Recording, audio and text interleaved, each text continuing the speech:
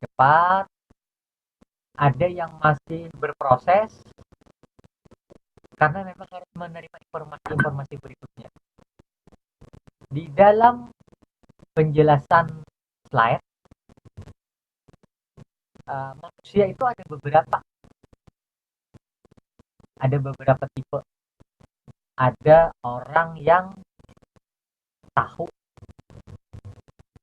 bahwa dirinya itu tahu. Ada orang yang tahu bahwa dirinya itu tidak tahu. Ada orang yang tidak tahu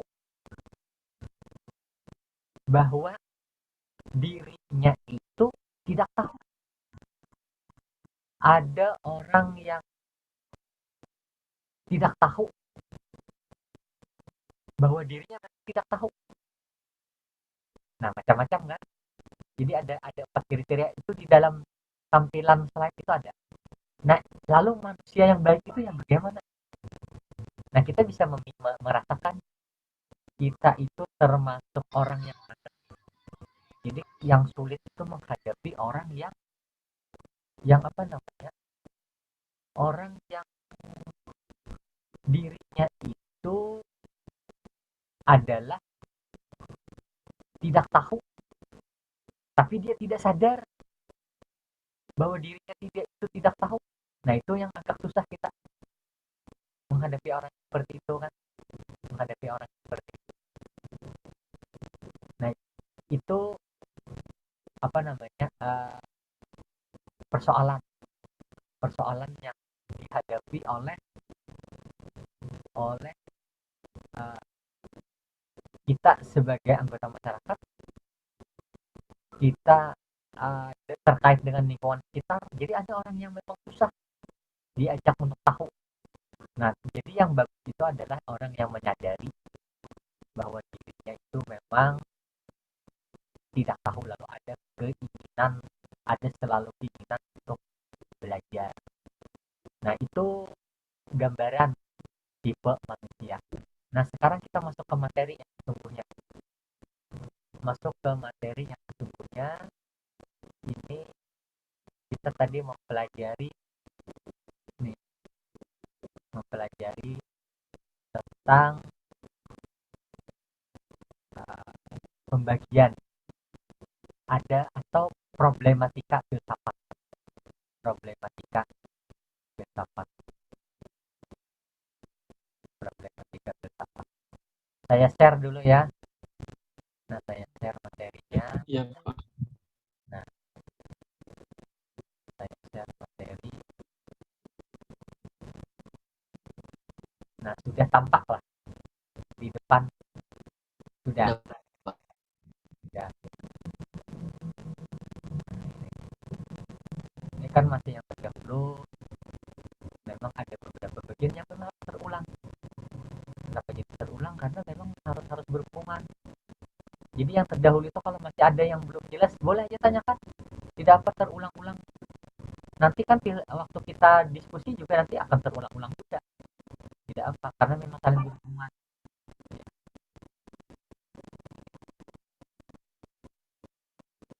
Saya akan menjelaskan yang berhubungan dengan karakteristik filsafat. Nih, yang kemarin sudah kan, yang karakteristik filsafat. Jadi ada yang bersifat gradasi dari ragu ke yakin, tapi ada juga yang bersifat degradasi dari yakin menjadi ragu. Nah, itu adalah salah satu karakteristik filsafat. Skeptisis, keraguan terhadap suatu kebenaran. Kemudian lagi lanjutannya komunisme, kemudian lagi disinterestedness, interest. Jadi ketidaktertarikan, tidak dimotivasi. Kemudian yang bersifat universal atau umum. Kemarin sudah ada tapi ini saya ulang sedikit. Nah, kita hari ini yang penting nih, sebenarnya ini penting. Kenapa jadi saya katakan penting? Karena ini selalu ada nih di dalam pembahasan, selalu ada ini, selalu ada, selalu ada yang berhubungan dengan ontologi, nanti yang berhubungan dengan epistemologi, yang berhubungan dengan aksiologi. Bisa jadi istilah-istilah ini baru pertama diterima,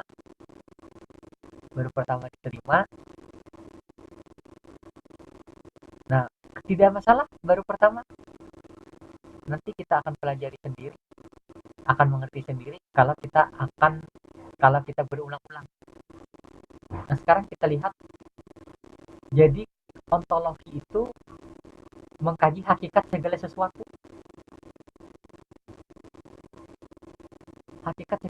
Jadi kalau kita berpikir hakikat segala sesuatu, itu nanti bicaranya pada kuantitas, kemudian juga bicaranya pada kualitas.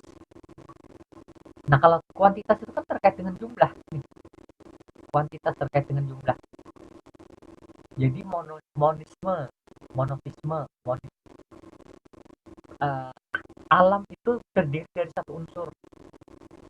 Nah, itu kan kaitan dengan penciptaan alam. Kemudian yang mengatakan alam terdiri dari dua unsur, materi dan roh, itu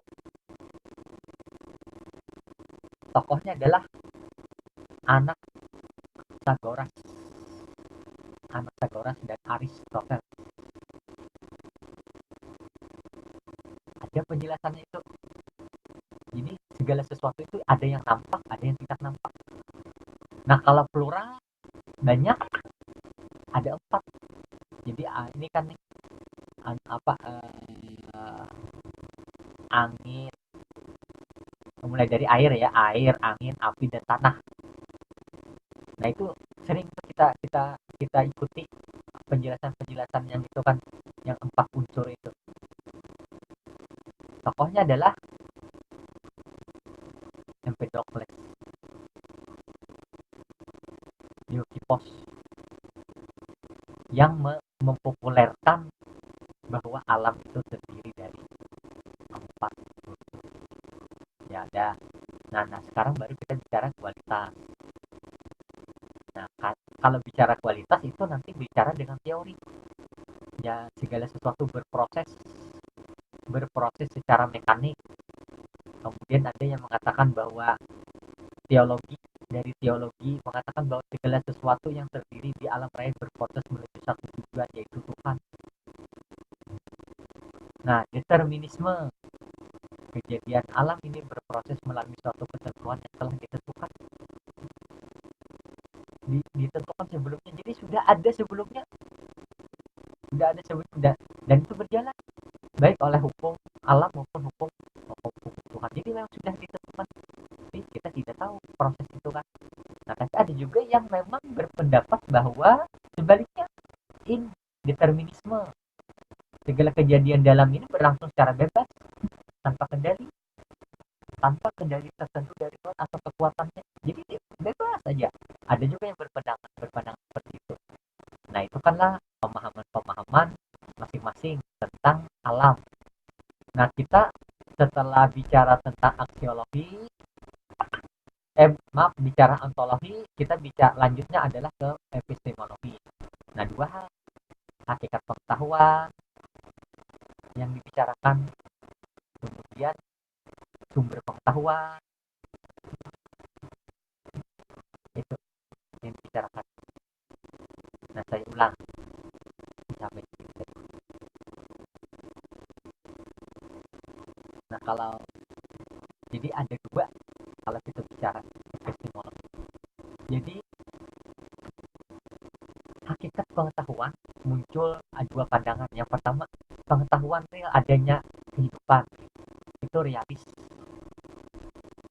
Jadi ada idealis, hakikat ilmu pengetahuan tidak terdapat dalam dunia real, melainkan konsep ideal atau dunia ide-ide saja. Jadi ada realisme, yang katanya real, kemudian ada yang idealisme yang mengatakan bahwa tidak terdapat dalam dunia real, melainkan semuanya itu hanya ada di dalam konsep-konsep. Itu kalau kita bicara epistemologi. Nah sekarang lalu bicara dengan sumber. Nah lalu bicara dengan sumber. Nah sumber apa? Ternyata muncul tiga pandangan yang rasionalisme. Jadi pengetahuan itu muncul karena ada pandangan dari kelompoknya rasionalis. Pengetahuan itu muncul karena adanya rasio, karena ada caranya berpikir manusia. Kemudian ada juga yang mengatakan karena kita melihat sumber pengetahuan itu karena kita merasakan, melihat. Artinya tergantung kepada indera manusia. Jadi ada rasionalisme, ada empirisme. Kemudian ada juga yang dinamakan kritisme, pengetahuan manusia bersumber dari luar diri manusia yaitu Tuhan. Nah itu kan. Nah jadi tiga pandangan tentang sumber pengetahuan. Nah baru kita masuk ke aksiologi. Masuk ke aksiologi ternyata menjadi tiga pandangan, menjadi enam pandangan. Aksiologi ini istilah sederhananya itu adalah kemanfaatan dari sebuah ilmu. Kemanfaatan dari sebuah ilmu. Kegunaan. Nah, yang pertama adalah naturalisme. Ukuran baik dan buruk sesuatu tidaknya perbuatan sesuai dengan fitrah manusia. Jadi menyatakan ukuran baik dan buruk itu sesuai tidaknya perbuatan tersebut dibandingkan atau disandarkan dengan fitrah manusia. Itu natural. Nah kemudian kalau hedonisme baik buruk itu sejauh mana suatu perbuatan mendatangkan kenikmatan. Itu kalau mendatangkan kenikmatan itu dikatakan baik, itu hedonisme. Itu hedonisme. Nah kalau apa namanya ini hedonisme kan, lalu orang berpikir kalau segala sesuatu itu sulit mencapai, sebaiknya dihindari. Nah itu artinya orang menghindar dari perjuangan, artinya ingin enaknya aja. Nah orang yang enaknya aja tidak mau melakukan perjuangan, berarti orang itu menganggap bahwa sesuatu itu yang mendatangkan kesulitan itu adalah buruk.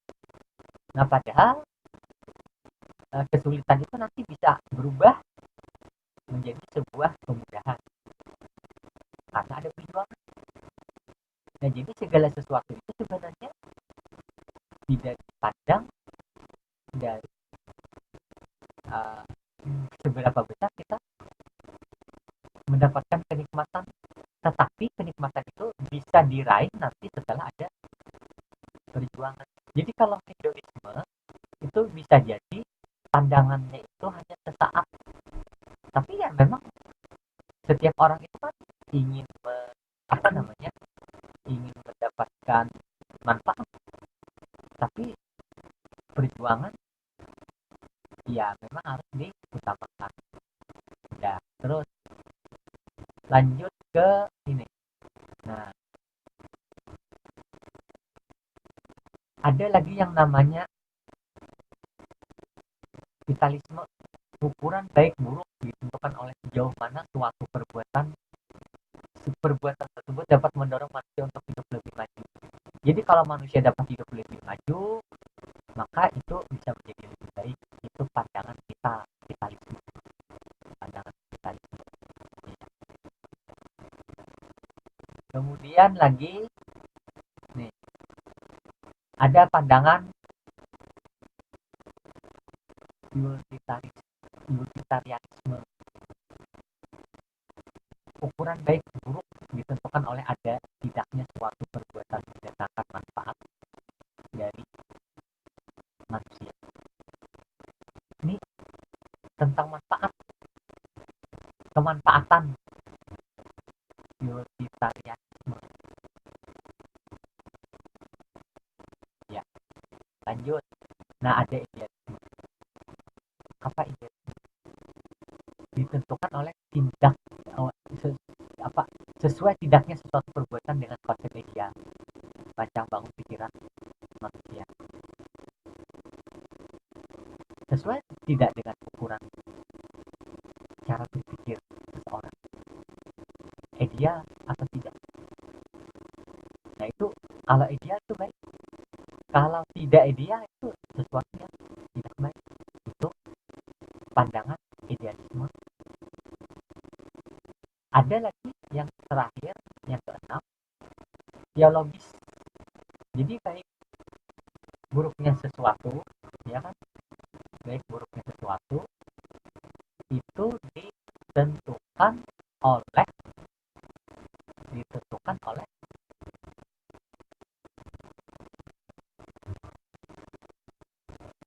buruk suatu perbuatan gitu, sesuai tidak perbuatan itu dengan ketentuan agama.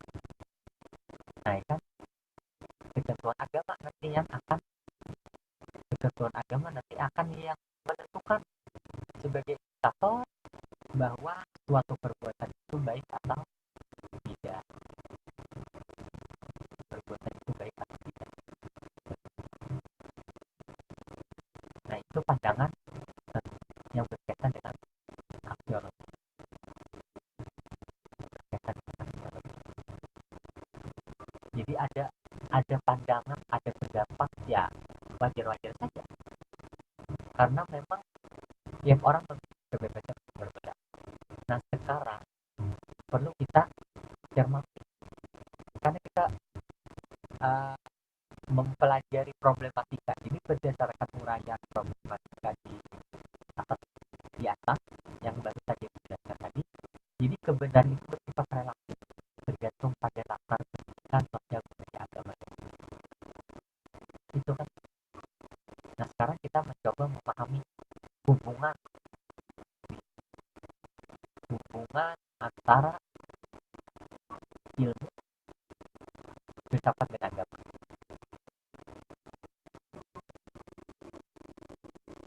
Waktu kita 10 menit saja. Nah ilmu itu adalah sistem dari berbagai pengetahuan yang masing-masing mengenai suatu pengalaman. Ya pengalaman itu pengalaman yang lebih umum atau pengalaman tertentu yang disusun melalui sistem tertentu sehingga menjadi satu lalu melahirkan ilmu.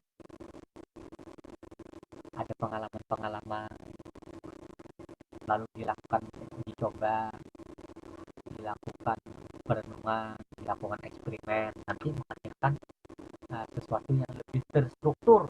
Itulah yang dinamakan dengan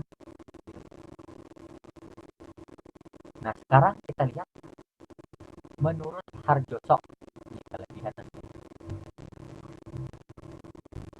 menurut Harjoso ilmu terdiri dari 3 kesimpulan. Apa saja kesimpulannya? Jadi akumulasi pengetahuan yang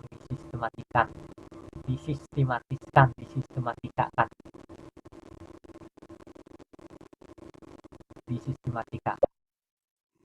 Kemudian pendekatan atau metode terhadap seluruh empiris, yaitu dunia yang terikat oleh faktor ruang dan waktu. Dunia yang ada pada prinsipnya dapat diamati oleh panca indera. Jadi yang berhubungan dengan panca indera. Itu. Kemudian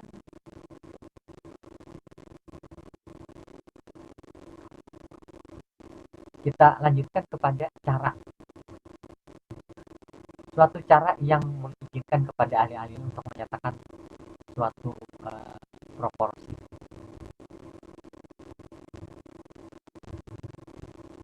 Nah lalu filsafat itu adalah pengetahuan tentang segala yang ada. Nah kemudian kalau agama itu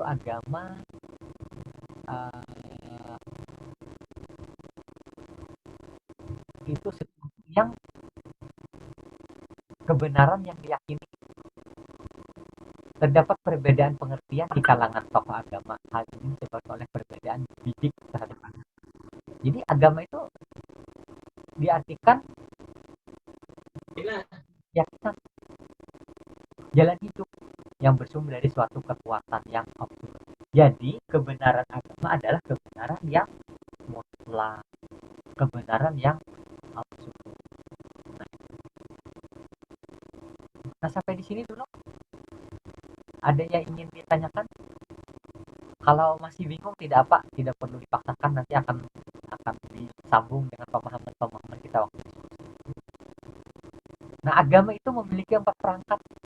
Nah, ini kan ini sudah nih kemarin ada disinggung, tapi kan mungkin akan lebih tajam lagi nanti pada saat diskusi. Apa saja? Adanya pengaturan, adanya pengatur, ada yang mengatur, adanya pengatur. Ya, dalam hal ini adalah Tuhan sebagai kebenaran yang pertama dan terakhir. Dia yang menyatakan benar, dia yang menyatakan salah. Bahkan itu kesalahan-kesalahan itu dilarang, kebenaran-kebenaran yang diajarkan.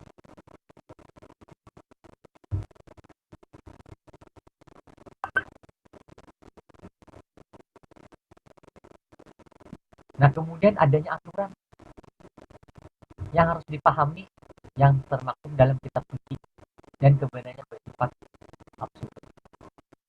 Misalnya absolut. Jadi aturan-aturan. Nah, adanya seorang pembawa, yaitu nabi atau rasul. Kemudian adanya umat, komunitas sebagai pelaksana aturan yang bersumber dari. Nah, itu yang berhubungan dengan agama. Jadi memiliki 4 perangkat. Kalau tidak ada kalau salah satunya kurang, berarti ya tidak lengkap, tidak bisa dikatakan sebagai sebuah agama. Dikatakan agama tapi tidak ada pembawanya, tidak atau tidak memiliki kitab sucinya, ya kurang lengkap, tidak bisa dikatakan sebagai agama. Sekarang kita coba ilmu. Nah, ilmu itu mencari kebenaran dengan cara penyelidikan atau sesuai dengan eksistensinya yang berhubungan dengan alam empiris. Dalam penyelidikan, ilmu selalu mencari hukum sebab akibat. Sebagai hukum sebab akibat, maka kebenarnya pasti ada. Maka ditemukanlah sebuah kebenaran. Jadi ilmu itu mencari hubungan. Dari hubungan-hubungan itulah didapat, ya kan? Dari hubungan-hubungan itu akan didapat kebenaran. Nah, sampai di sini kalau ada yang ingin ditanyakan. Nah, baru filsafat nih bagian terakhir. Karena selalu berhadapan dengan alam, maksudnya alam empiris, metafisika, gaib yang tidak nampak, maka ia komit dengan arganon, alatnya yaitu logika. Jadi kekuatan berpikir, filsafat itu kekuatan berpikir nanti menghubungkan. Nah, cara kerjanya selalu diawali dengan pertanyaan apa, berpikir logis, sistematis, radikal, dan universal. Jadi tidak nampak tapi bisa dipikirkan, bisa dirasionalkan. Itu di dalam filsafat. Nah, kalau di dalam agama, karena bersumber dari wahyu, maka kebenarannya bersifat mutlak absolut sebagai kebenaran tertinggi. Nah, itu. Nah, kemudian kalau ilmu kebenarannya empiris, filsafat kebenarannya spekulatif. Artinya keduanya ini nisbi, relatif, tidak mutlak. Nah, kalau agama absolut mutlak dalam penentuan semua, dalam penentuannya semua perlu perusahaan. Nah, sampai di sini dulu. Nah, ini ada hubungan. Kalau kita hubungkan filsafat, mulai dari ilmu, filsafat dan agama. Nah, Einstein mengatakan Science without is blank. Religion without science is blank. Ilmu tanpa agama adalah buta. Agama tanpa ilmu adalah akan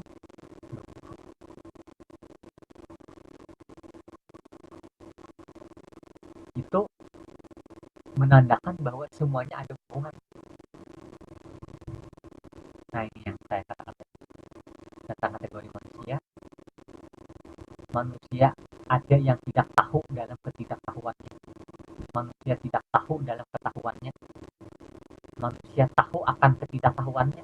Manusia tahu akan ketahuannya. Nah, ini kan kata intinya adalah tahu. Ya, dan.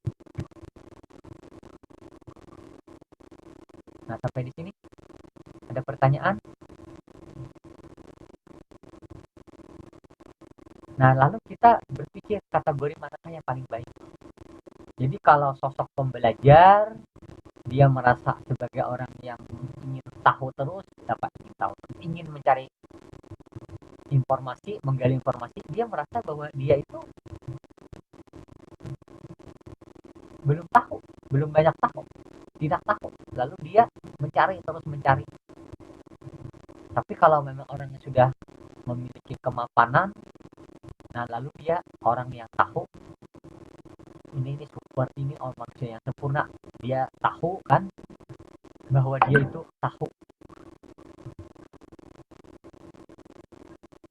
tahu, dia sadar dan dia memang sudah tahu.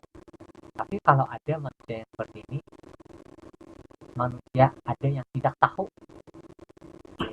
dalam ketidaktahuannya. Nah, itu tidak tahu dalam ketidaktahuan.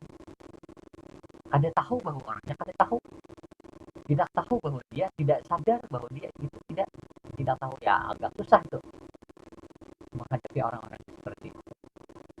Tapi ada manusia yang tahu akan ketidaktahuannya, tahu dia bahwa dia memang tidak tahu, lalu ada keinginan untuk selalu belajar. Ada juga yang tidak tahu.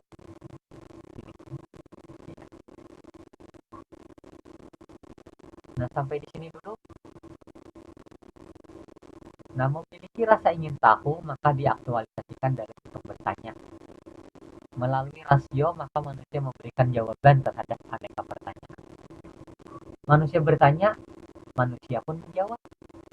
Manusialah yang benar-benar bereksistensi karena memiliki kesadaran dan otonomi diri. Manusia itu makhluk sempurna, ya kan? Nah, melalui akalnya manusia mampu menyamai makhluk lain. Burung terbang tinggi, manusia terbang dengan pesawat ciptaannya. Angsa bisa berenang ke ujung pulau, manusia berenang dengan kapal feri ciptaan. Nah, karena manusia berkreasi. Ikan mampu menembus dasar lautan. Manusia menembus lautan dengan kapal selam ciptaan. Nah, artinya manusia itu adalah manusia yang memang harusnya harus berpikir, harus melakukan inovasi, bagaimana dia bisa menjadi sosok yang terbaik. Nah, lalu ada pertanyaan, apakah setiap manusia mampu berfilsafat? Kalau berpikir secara mendalam, ya. Nah, tapi nanti ada aturan, ya kan? Aturan itu yang menjadi dasar. Berpikir logis, sistematis, radikal, dan universal. Dengan mengindahkan keempat aturan main tersebut, maka Anda bisa menjadi seorang. Kata kunci. Logis, sistematis, radikal, dan universal. Nah, sampai di sini saya beri kesempatan untuk bertanya kalau ada. Kalau tidak ada, silahkan isi chat di dalam kolom room Zoom, itu ada chat hadir gitu isinya, karena namanya sudah tercantum. Ya, silahkan kalau ada pertanyaan. Kalau tidak ada, saya tutup ya. Sudah jam 10:02. 3 menit lagi akan kita tutup Zoom, akan kita tutup kelas. Ada yang lain? Ya.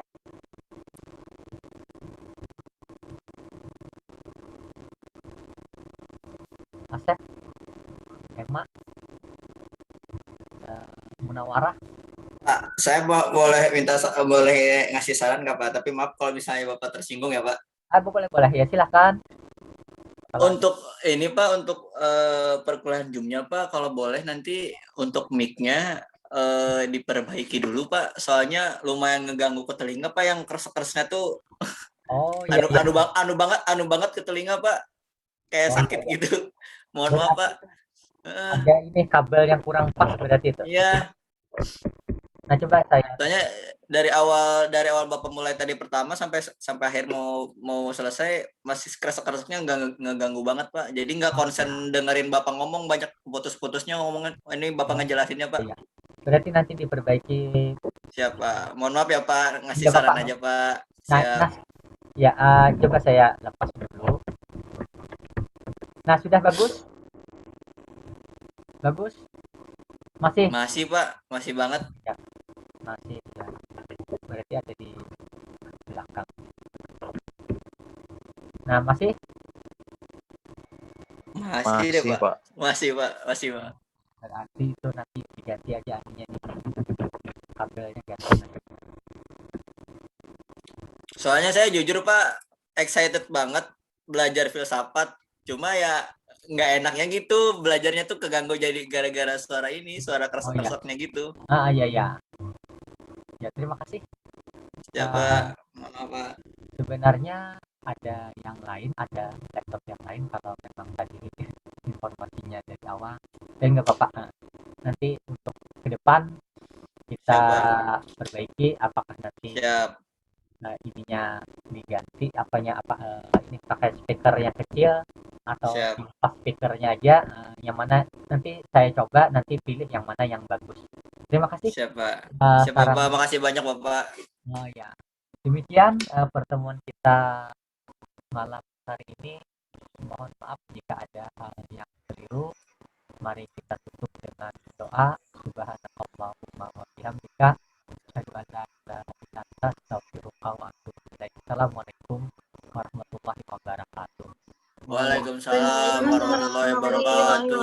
Makasih banyak Bapak. Silakan Pak. Isi chatnya ya. Oke Pak.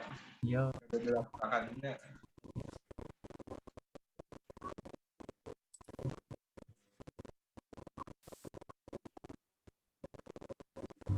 Pak, isi chat tuh di mana Pak?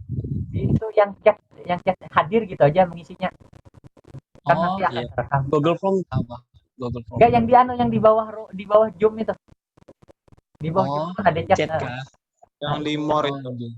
Ya, itu ada kan chat itu hadir gitu aja. Kan makasih banyak Pak. Yo. Makasih banyak. Izin undur diri Pak. Makasih banyak Pak. Oke Pak. Assalamualaikum Bapak. Waalaikumsalam warahmatullahi wabarakatuh.